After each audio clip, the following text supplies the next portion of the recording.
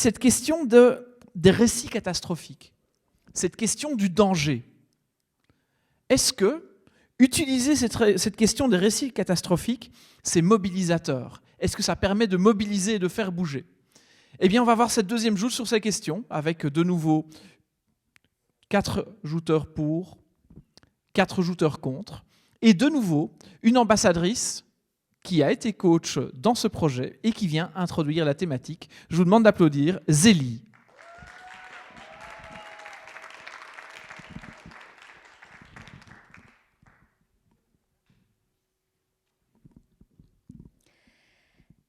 Histoire que l'on raconte, que l'on entend, que l'on partage, récit que l'on vit.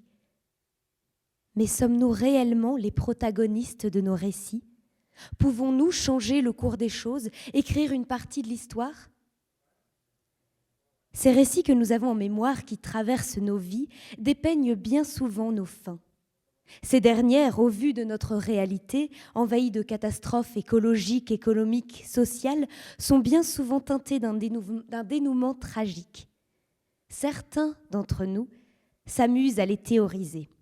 La collapsologie, notre futur proche, scénarisant diverses catastrophes, effondrements, écroulements.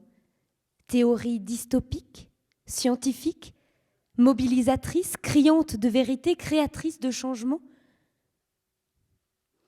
Toi, ça te fait quoi d'entendre multiples versions de notre extinction? Moi, ça me fout le vertige. Je ne sais pas si j'ai peur, mais parfois toute seule quand j'y pense, j'angoisse.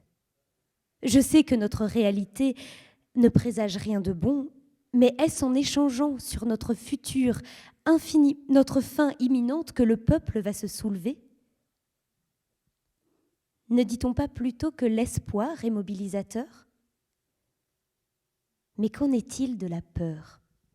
Cette émotion incontrôlable qui nous permet de survivre, qui nous prévient du danger. N'est-ce pas cette peur emplie d'adrénaline qui coule dans nos jambes, monte au cerveau et qui nous poussera à courir, à réfléchir plus vite pour prendre en main nos récits et trouver une autre fin? Car tous ces récits qui nous bercent, qui nous accompagnent, qui nous lient, qui nous narrent toutes ces fins où nous n'avons plus place, où nous sommes responsables de nos pertes, n'est-ce pas ceux-là qui nous sauveraient? Pourtant, nous ne bougeons toujours pas. Nous sommes comme paralysés par cette peur. Nous faudrait-il plus de récits catastrophiques ou au contraire nous allumer d'espoir? Avez-vous déjà vu des films catastrophiques? Des films qui font peur et qui font réfléchir? En avez-vous déjà vu les conséquences?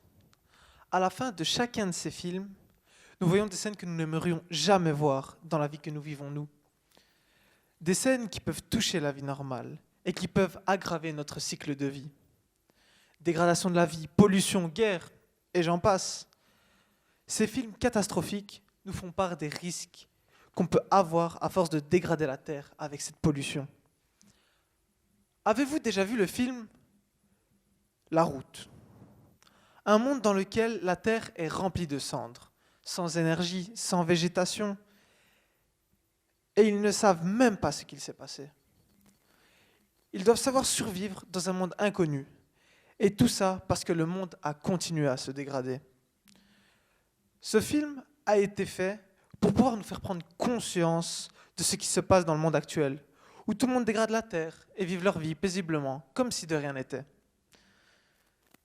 Des films comme ça sont faits pour nous mobiliser et pour comprendre qu'il faut se réveiller dans ces situations où nous ne savons même pas où cela va nous mener. Les récits sont mobilisateurs pour pouvoir nous faire réagir aux situations qu'ils peuvent arriver et que nous ne pourrons même pas gérer. Merci beaucoup. Bonjour mesdames et messieurs, les juges et spectateurs. Aujourd'hui, nous nous retrouvons devant vous afin de parler d'un sujet qui nous intéresse tous. Les récits catastrophiques sont-ils vraiment mobilisateurs? On parle souvent d'une fin catastrophique pour notre planète. On nous parle de la fonte des glaces, d'un tremblement de terre qui nous décimerait, ou encore le soleil qui nous brûlerait tous. Ces histoires me paraissent personnellement comme des récits puérils qui serviraient à faire réagir les personnes qui polluent ou encore à nourrir la faim des théoriciens. Parlons maintenant un peu d'histoire. Parlons du printemps arabe. Personne ne peut oublier le printemps arabe. Le printemps arabe est une révolution touchant à l'ensemble de l'Arabie, dont l'Algérie, le Maroc, la Tunisie et bien d'autres. Pendant les années de 2010 à 2012, la plupart des populations de ces pays arrivent à retourner leur gouvernement. Malgré que les personnes étant à la tête de ces États avancent de nombreuses menaces.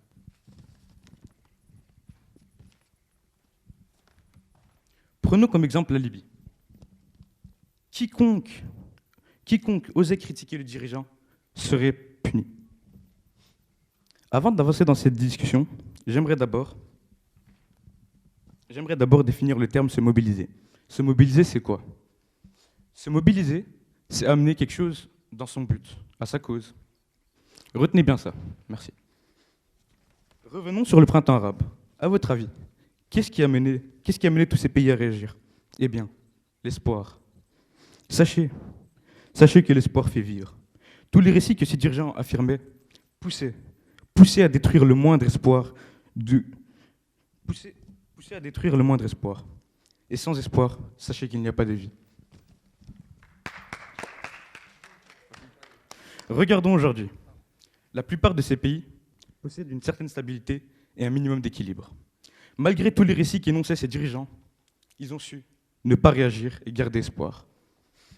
Alors, les récits catastrophiques, parfois extrémisés, parfois inventés, ne sont présents que pour réduire l'espoir. Et sachez, mesdames et messieurs, sans espoir, il n'y a pas de vie. Merci de m'avoir écouté. Imaginez-vous de vous faire prendre votre terre sans que vous puissiez vous défendre. Toute résistance et vous serez tué. On vous vole, on tue vos enfants, mais vous ne pouvez rien faire car vous êtes faible. Je vois des enfants, des femmes mourir ou blessés à la chaîne. J'ai vu des bâtiments détruits, des rues en sang. J'ai aussi beaucoup entendu des cris, des pleurs de beaucoup d'enfants et des bruits d'armes, d'explosions. J'ai senti la peur en regardant de loin et dites-vous que ces pauvres gens ont vécu ça la plupart de leur vie. Cher public, je suis un reporter de guerre. Le récit que je vous ai raconté n'est pas de la fiction, il est bel et bien réel. Il y a beaucoup de reporters qui risquent leur vie pour nous raconter les déroulements de la guerre. Leur boulot est de dénoncer ce que la guerre fait comme ravage. Les articles nous poussent à nous mobiliser et à faire bouger les choses pour stopper les guerres, car ce n'est pas quelque chose qui devrait exister. Ici, les récits catastrophiques ne sont ni des films, ni des livres, ni même des légendes, et deviennent mobilisateurs quand ils sont mis à la vue de tous. Merci. Pensez-vous vraiment que les récits catastrophiques regroupent les gens? Prenons comme exemple l'histoire de Pompéi. Nous connaissons tous la tragique histoire du Vésuve. Bien avant l'écoulement du Vésuve, grand nombre de personnes avaient pressenti le chaos qui allait se produire et essayèrent de se faire entendre en vain. Mais la majorité avait pris cela pour de simples mensonges. Pourquoi pensez-vous que cette population n'a-t-elle pas réagi? Car les récits qui leur étaient contés n'étaient qu'exagérés. Comment reconnaître le vrai du faux? Nous comprenons alors que les récits catastrophiques ne sont pas mobilisateurs, mais au contraire séparateurs.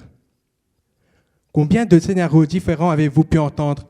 Lesquels sont basés? Lesquels sont imaginaires? Les récits catastrophiques ne sont pas mobilisateurs. Ceux-ci, à cause des désaccords, se retrouvent à se contredire, à avancer des théories contraires tendant vers l'absurdité. Aussi nombreux qu'ils soient, aucun ne peut nous mobiliser vers un but commun. Je vous invite donc à réagir, non pas aux récits catastrophiques, mais à notre présent. Profitez de votre présent.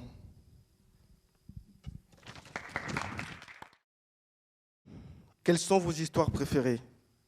Celles qui vous motivent le plus? Celles qui vous donnent envie de vous lever et d'agir? Certainement des histoires légendaires, pleines d'intrigues et de rebondissements inattendus, agrémentées de fantaisie et d'actions héroïques, de problématiques liées à la vie réelle que le héros se doit de résoudre tout au long du récit. Tout ceci pour dire que nous, humains, sommes attirés par le sensationnel. Les récits catastrophiques reprennent tous les codes d'une légende, sauf qu'il n'y a pas de fin heureuse. Ces récits sont donc populaires rien que par le rôle d'oracle qu'ils jouent. Prenons par exemple la fameuse prédiction des Mayas sur l'année 2012. Tout le monde y croyait et s'était préparé à une éventuelle fin du monde. Oui, les récits catastrophiques sont sensationnels, donc touchent un grand nombre de personnes et ont plus de chances de mobiliser les gens tous ensemble autour d'un même but. Les récits catastrophiques sont faits pour nous faire perdre tout espoir, nous laissant seuls face à notre destin. Ils nous condamnent à notre sort. Comme ce patient atteint d'un cancer en phase terminale. Son médecin, fort de son lourd fardeau, lui annonce sa mort imminente. Incompris, isolé dans le désespoir, il contemple sa mort. Qui dans cette salle aurait le courage de garder espoir? En tout cas pas moi, et surtout pas mes adversaires. Au contraire, ce sont plutôt les récits utopiques, peignant un meilleur futur plein d'espoir qui rassemblent les personnes, qui permettent de rêver d'un idéal commun, comme le prêchait un certain docteur, Martin Luther King, et sa douce lutte contre la ségrégation des Noirs aux États-Unis. Ce doux rêve d'égalité, de liberté et de bonheur, ce rêve qui a mobilisé toute une communauté, toute une humanité. À qui dois-je ma place aujourd'hui devant vous? À tous ceux qui se sont mobilisés grâce au récit utopique.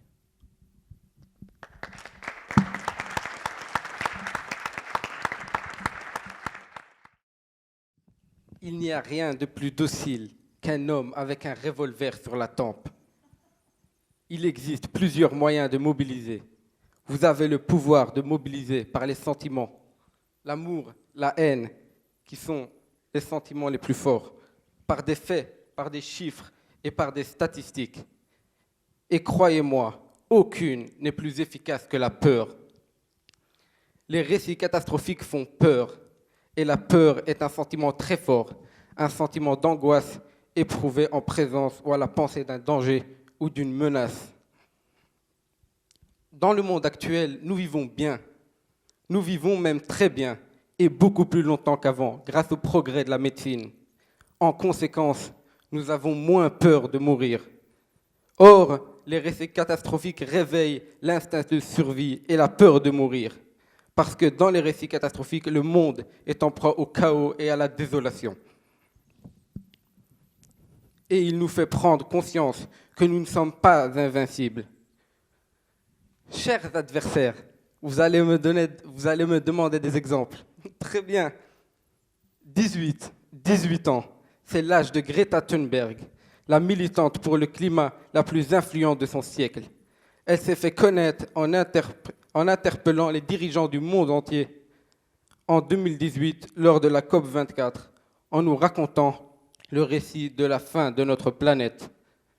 C'est après avoir écouté ce récit que des centaines de milliers de jeunes ont décidé de montrer en militant leur peur que le monde de demain ne devienne comme le récit de Greta Thunberg. Un récit de chaos, un monde de chaos. Greta Thunberg, par son récit, a mobilisé.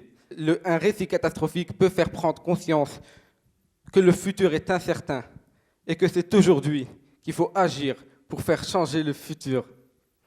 Chers adversaires, ne laissons pas les catastrophes arriver jusqu'à notre monde. Laissons-la dans les récits. Merci. Épidémie, guerre, incendie, fin du monde. La liste des récits catastrophiques sont interminables. Une catastrophe est un phénomène grave, naturel ou engendré. Au sens fort, la catastrophe est une menace radicale. Ces récits catastrophiques doivent créer dans un sens une peur motivatrice, comme l'a dit notre adversaire, chez la personne. Si nous nous permettons de dire que la peur peut être un levier d'action, alors on doit prendre les deux aspects que la peur peut provoquer. Comme vous l'avez dit, on peut être une Greta Thunberg et, grâce à ça, mobiliser des jeunes. Mais les politiciens n'ont pas répondu à cette peur.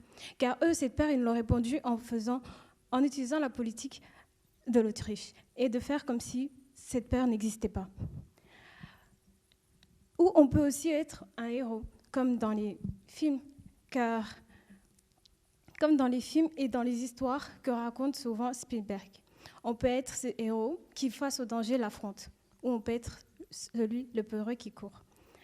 Les récits catastrophiques ne nous aident pas à comprendre ce qui nous arrive, à faire face au danger. Elles engendrent juste une peur, un paranoïa de quelques instants. Laissons-nous les aspects de ces récits réducteurs. La peur, la colère n'est pas bonne conseillère. Aujourd'hui, les motifs d'engagement pour défendre sont nombreux dans notre quotidien. Ça ne doit pas venir d'une simple émotion, et encore moins d'une émotion comme la peur, qui est une émotion si incontrôlable, mais le résultat d'une volonté, notre propre volonté. Je poserai une question à l'équipe adverse, se mobiliser. Pourquoi faire ? J'admets que les récits peuvent être inspirants, mais ils ne donnent pas une direction à prendre. Vous me répondrez peut-être que ces récits sont motivateurs. Je rétorquerai en vous disant, motivateur jusqu'à quand ? Oui, vous aurez cette envie, cet espoir, et ce qui va vous donner cette envie de vous lever. Mais pendant combien de temps ? Cet espoir peut vite conduire au découragement, à l'épuisement. Il faut admettre que ces récits ne sont pas durablement mobilisateurs.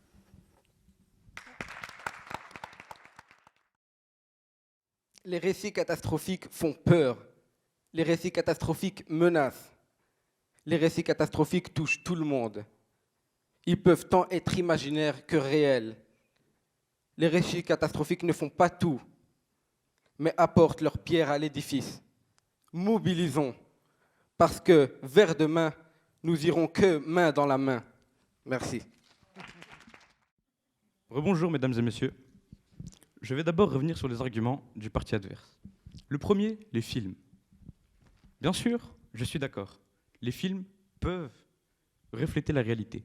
Mais comme nous l'avons déjà dit dans le premier argument, enfin dans le deuxième argument, excuse-moi, les films ont tous une fin différente. Chaque film possède sa fin. Et ces fins peuvent représenter les théories. Chacun représenterait sa théorie. Et cela mènerait à plusieurs problèmes, des tensions. Ensuite, le sensationnel nous attire, certes. Mais nous vivons dans le confort. Nous aimons les regarder dans le canapé, le sensationnel. Nous ne sommes pas prêts à l'action. Ensuite, la peur. D'après le parti adverse, la peur nous pousse à agir. Moi, personnellement, j'ai peur.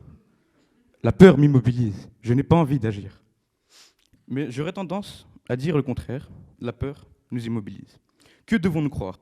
Que la peur empêche une personne à réagir ou au contraire, la pousser à réagir ? Qui le sait ici, s'il vous plaît ? Personne, absolument personne ne sait comment réagir à une émotion. Merci de m'avoir écouté.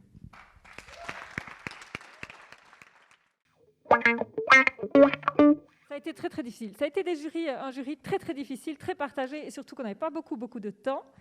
Et en particulier pour la joute 2, des deux côtés des arguments diversifiés et des jouteurs d'exception, des moments de franche rigolade et des arguments très très divers.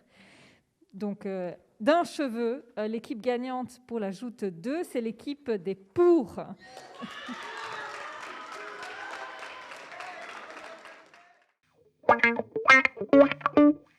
Et donc moi, je vais faire un retour sur la deuxième joute qui portait sur la question de savoir s'il faut mobiliser des arguments de type catastrophiste et des récits catastrophistes pour mobiliser les jeunes. Est-ce que c'est une bonne idée de faire comme ça ? Donc ça a été une joute très très équilibrée avec des arguments diversifiés autour de qu'est-ce que c'est un récit ? Est-ce que c'est un récit imaginaire ? Est-ce que c'est l'histoire ? Est-ce que c'est de l'actualité ? Est-ce que tous ces récits, voilà, c'est quoi un récit ? Et est-ce que la peur est mobilisatrice ? Qu'est-ce que c'est une mobilisation qui est entraînée par la peur ? Est-ce qu'elle est durable ? Est-ce qu'elle est profonde, etc. Donc vraiment des arguments très très larges utilisés par les deux équipes, des moments forts, notamment Anna, je pense, qui a commencé son intervention comme dans Le Bon, la Brute et le Truand, en nous disant « il n'y a personne de plus docile que quelqu'un qui a le fusil sur la tempe ». Voilà, commencer son intervention comme ça, c'est évidemment très marquant. Un autre moment fort que je voudrais peut-être aussi souligner aussi, c'est l'intervention de Astou, très très bonne intervention, avec des arguments aussi de nature psychologique qui n'étaient peut-être pas encore revenus dans le débat. Donc à la fois des orateurs d'exception et une variété d'arguments, tout ce qu'on veut quand on vient avoir une joute verbale.